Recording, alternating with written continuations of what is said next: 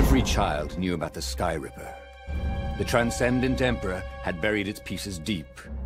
And then, this Emperor's horrific sacrifices had brought it back to the surface. Reynardo wasn't exactly sure how to use the legendary weapon. But surely, there must be some way to do it without provoking another catastrophe. Had he, somehow, summoned the long-lost components of the legendary weapon out of the deep places of the Earth? It was more than Reynardo could fathom. But if he could find a legendary weapon, he would use it. As he set foot on the island, Reynardo couldn't help feeling a bit curious. Was Lapino still waiting to be rescued? No. He was probably drinking champagne with the ravens. Did ravens drink champagne? Did rabbits? Reynardo felt oddly thirsty, come to think of it. Why had he chosen the Sky Ripper? Reynardo never made plans that required constant vigilance. He was a hero. He didn't think too much. He just went with his gut and hoped it all worked out. The Sky Ripper was a long shot. He'd have to devote himself to it. No side journeys, no rescuing old friends. That was against his nature. Could he stick with it? Hey, why don't you guys fight in groups? Oh, I know. Because there's no I in team.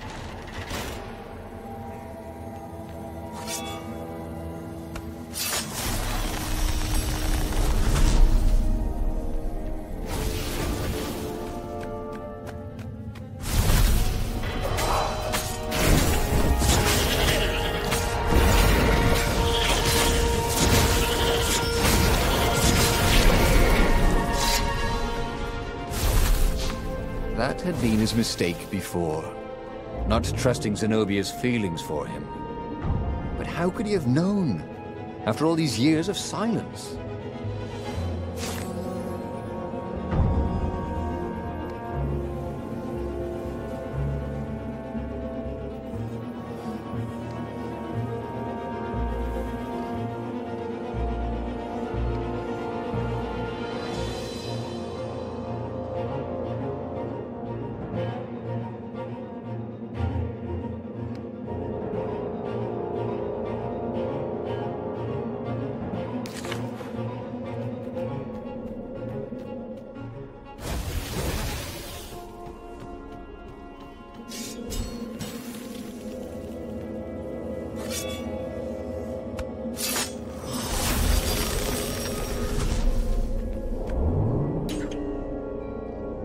No skateboarding, the sign said.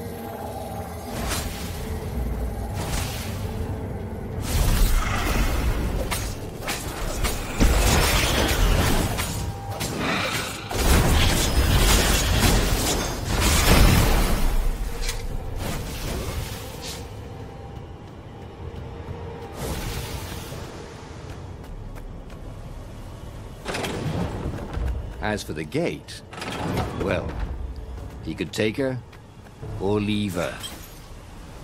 Sorry, it's best I could do.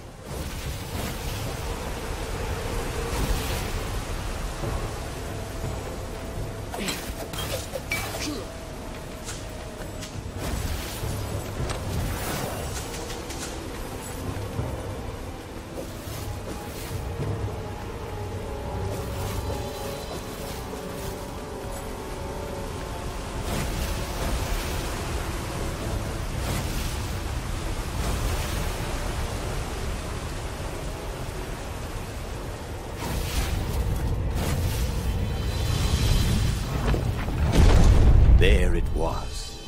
Sky Ripper's armature. The stuff that dreams are made of. Engineers' dreams, anyway. The device was intricate. No one alive had the skill to make a thing like it. how was it part of a weapon at all? He'd have to ask a scientist, but first, he'd get the second piece. Sky Ripper had a heart, a core that had come to rest on the next island.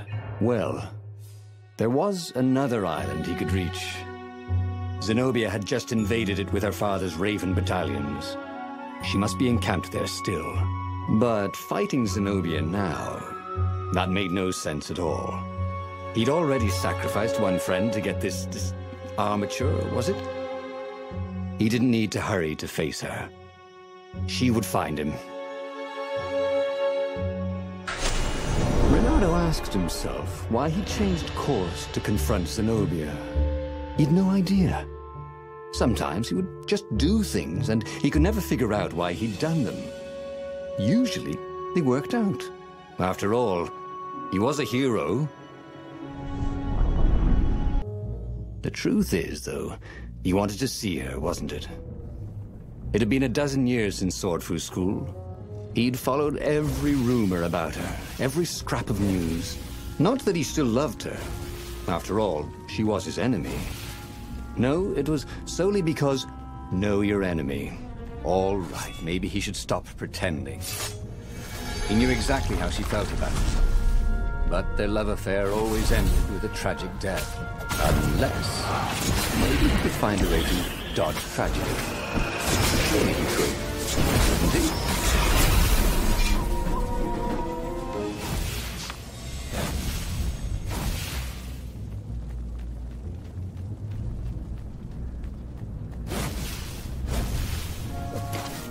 The city was burning, and there was no one to put out the fires. If somehow Zenobia survived her father and inherited his crown, what sort of empire would she be heir to? But he couldn't think about that, could he?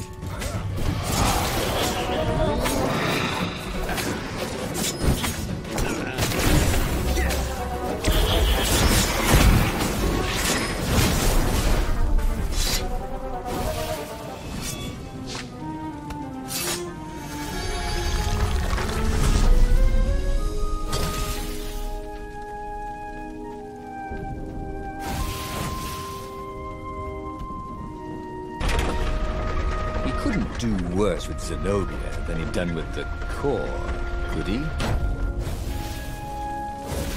The market. It was going to be full of gogglers, wasn't it? Oh, it would have been so much more fun before the war. When the worst thing that could happen to you was getting fleeced buying a rug.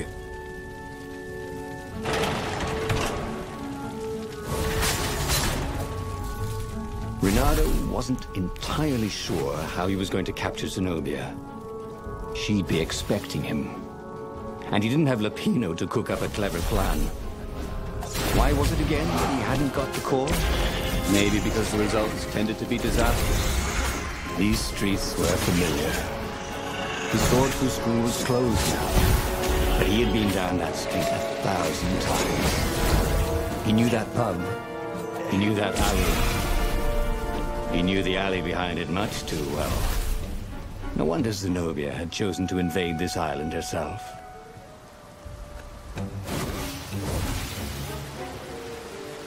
Reynardo slinked through Zenobia's ship, making no sound at all. Where were her guards?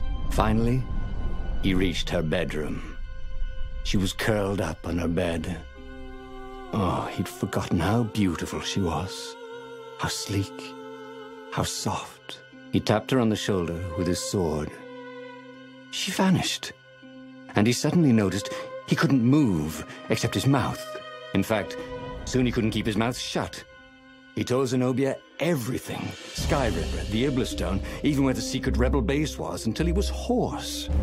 It was some kind of truth spell. A talky truth spell. She called her father by Farspeaker Toad and filled His Majesty in. But why didn't he get the core?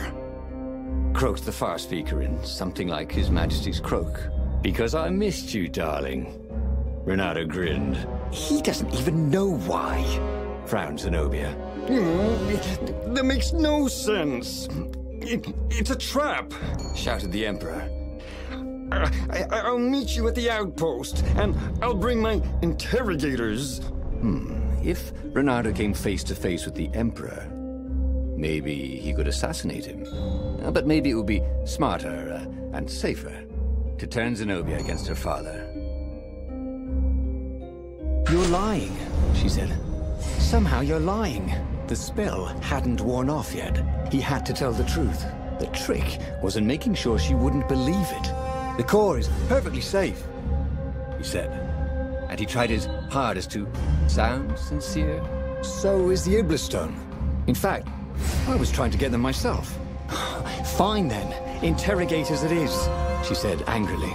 I gave you a chance. The Emperor's interrogators were not especially gentle, even by Weasel standards. Fortunately, Zenobia had locked him in the guest quarters on her ship, and she'd forgotten it had a toilet that, like all skyship toilets, could be vented into the abyss. This was not the sort of slippery fox he wanted to be. But just as they were about to land, he threw the latch, wrinkled his nose, and leapt through the open latrine.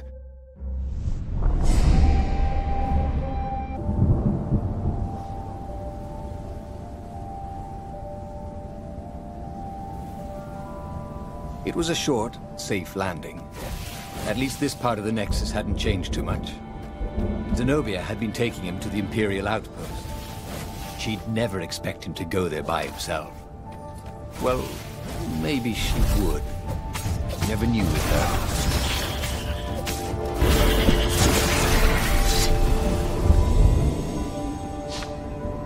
This was definitely better than pulling yourself up in a bucket.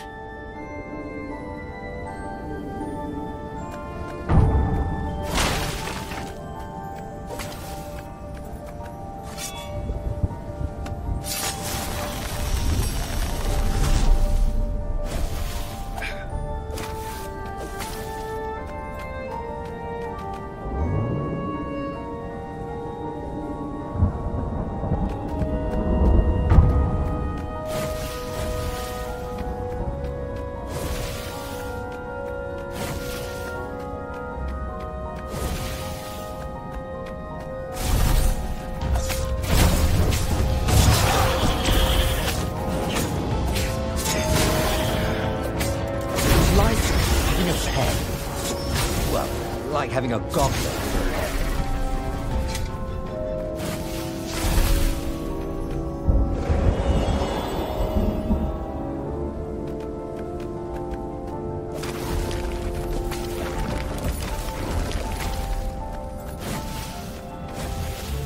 Reynardo knew Zenobia, and Zenobia knew him. She'd suspected a trick. Now he'd vanished. She would probably guess that was his plan all along. Perfect. Maybe she wouldn't use the Sky Ripper. At least not without taking it to the scientists at the observatory first. Meanwhile, the Emperor would be coming to the outpost personally. This could be good.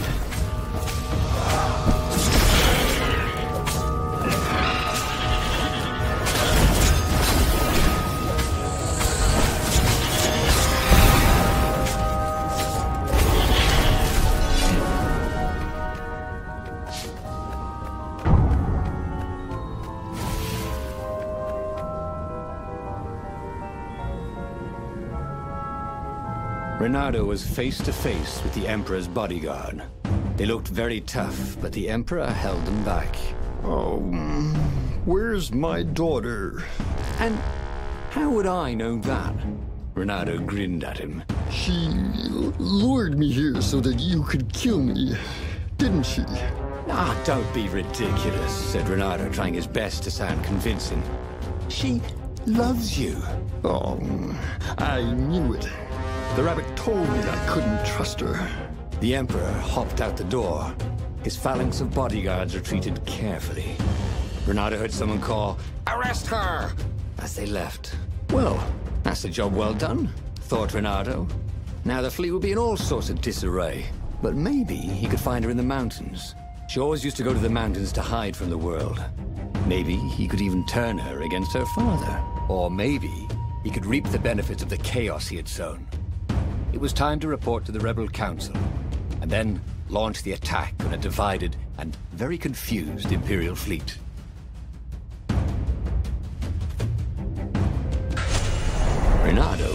very proud of himself. He'd told the Empire everything, but now they didn't believe anything, and it looked like the Emperor didn't trust his daughter anymore either. There were some advantages to having a slippery reputation, weren't there? Reynardo wondered if he'd really fooled the Empire. He guessed he'd know soon enough. If the skies darkened with 1,000 dropships, then he'd know the Empire believed his map of the rebel base's secret location. They certainly seemed to be looking for it. There were ravens everywhere. But where weren't there ravens these days? He was tempted to just stand on the device and let it do all the killing for him. But that wouldn't be sporting, would it? Or fun?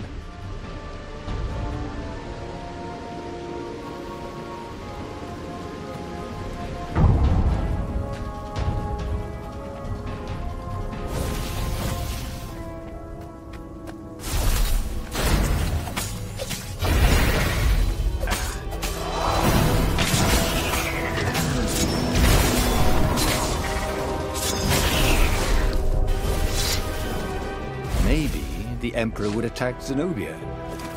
The Ravens, divided into two armies, would slaughter each other. Then the rebellion could just show up and claim victory. The Council would be overjoyed that Reynardo had given away all their secrets.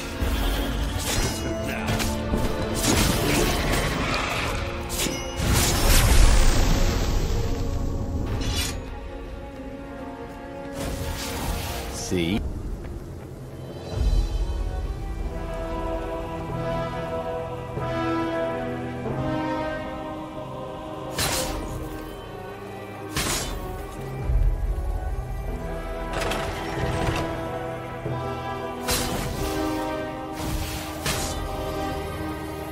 Ha! Bet you never saw that coming.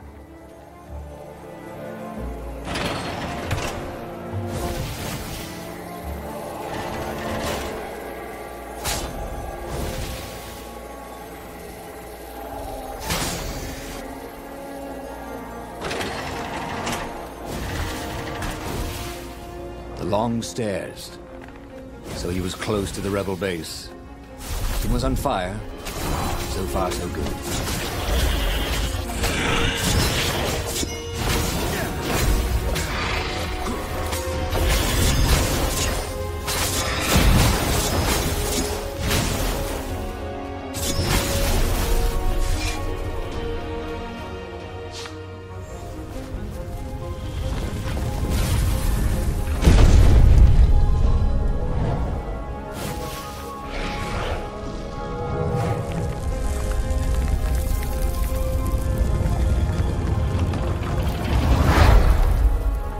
As he told his hilarious adventures to the Rebel Council, he began to realize they weren't laughing.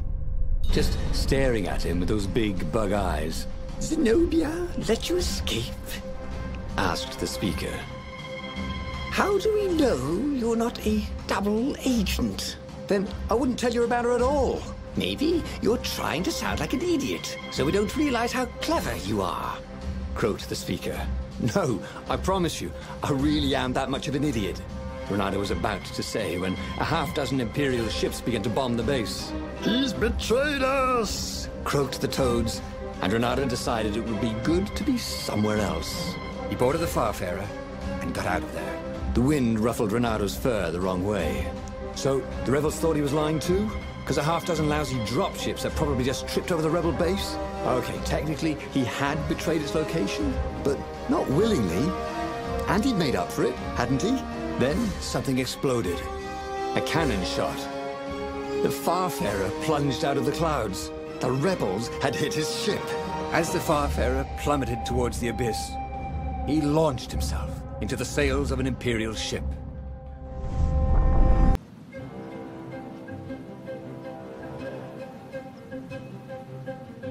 The Farfarer was gone. It had been a beautiful ship. And fast. He could do the Kestrel run in 12 furlongs. Or so the salesman had told him. He would show them. He would be the hero of the final battle. They'd know whose side he was on then. That's what it meant to be a hero. To go on fighting, even when both sides were trying to kill you.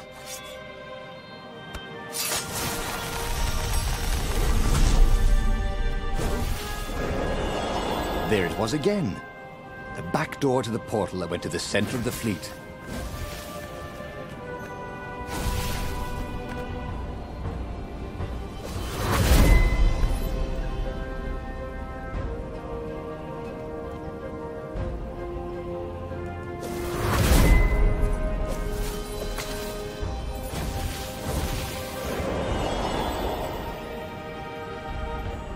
See? Rebels were fighting ravens everywhere, and not a super weapon in sight. No one was summoning giant murder birds out of the clouds. There were no locusts, no rain of fire. Something blew up nearby, and Reynardo decided it was not time to stop and ponder. Well, he liked acting much better than pondering.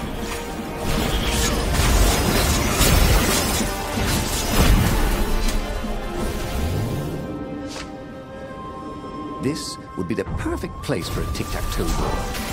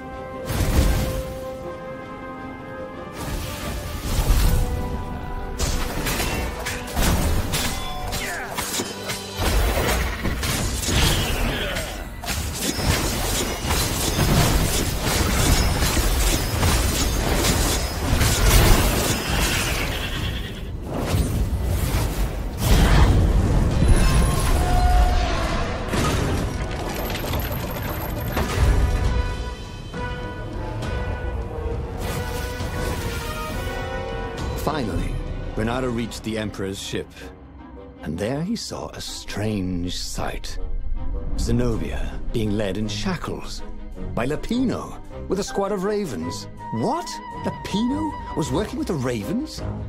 Was he some sort of traitor? Of course Lapino was working with the ravens. But the Emperor still thought Zenobia was a traitor? Reynardo felt oddly bad about that. Should he run down there and rescue her? Oh, but she was the enemy. Then he heard a whistling sound. He looked straight up and saw a rebel ship. It was dropping rather large bombs. One of them kept getting bigger as it fell. Huh? Oh.